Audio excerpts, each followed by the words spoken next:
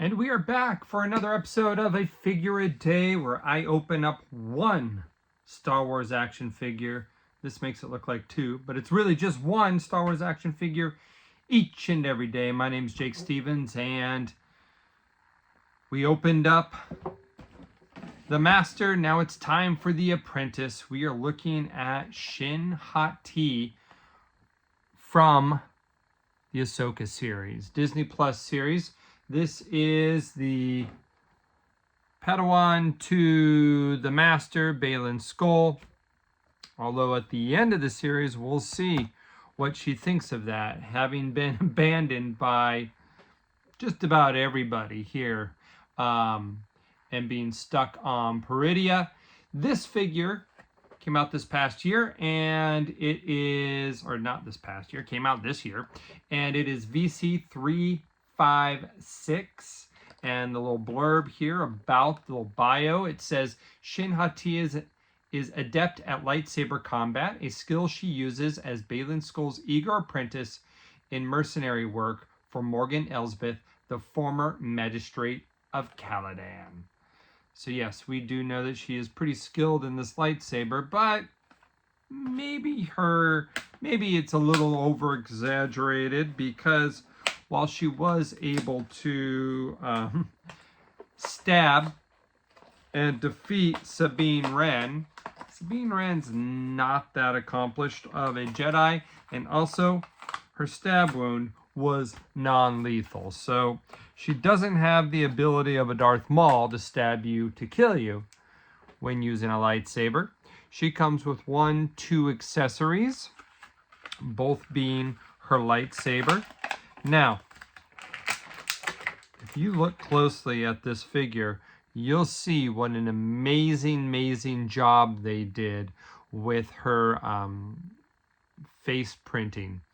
And again, it's not going to read on here, but they included all of her beauty marks. So this actress has got some under her lip and a couple up on her chin and her cheek, and they are all accounted for on this figure. So that was that's pretty impressive. She doesn't have soft goods. She has this plastic here, part of her robes. And because she is the vintage collection, she is fully articulated in the most amount of ways. And she has the same armor structure that Baylan has. These are actually not attached to this, but there's little strings inside. I don't know if you can see that, but there's a little string here that goes inside to help with the flexibility, so those shoulder pads stay in place when her arms move. Again, the deco on the silver here really pops. They're using something different, and it looks really good. Let's take a look at her accessories. Now, her accessories appear to be, maybe they're the same. Hold on, getting these out. The sabers looked different in the package, and I will say, yeah, they're a little bit different. So this one's a lot darker than this one, but it's probably because it's got the red blade going through it. But they do have paint deco on here. They have the colored handle here, hilt, where she has some leather strapping or something here to kind of match the rest of her outfit. But there she is with her ignited blade.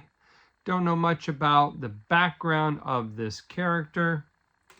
And she's got the unlit blade that's got the little knob to not really go into her belt, but just below her belt. I assume they do this because these are meant to, Jedi sabers hang, and so it does look like it's attached to her belt there. So that works fairly easy. So there you have it, Shin Hati. Now, the big question is, will we see this figure again? Will we get it with a cloak like she has commonly in the series?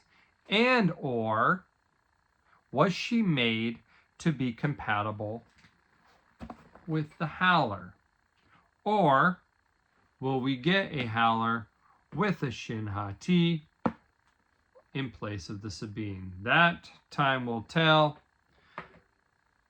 That would be awesome if they did that, but we will see. So once we crack this guy open, which should probably be shortly, we'll see how she fits. Till tomorrow, may the figures be with you, one day at a time.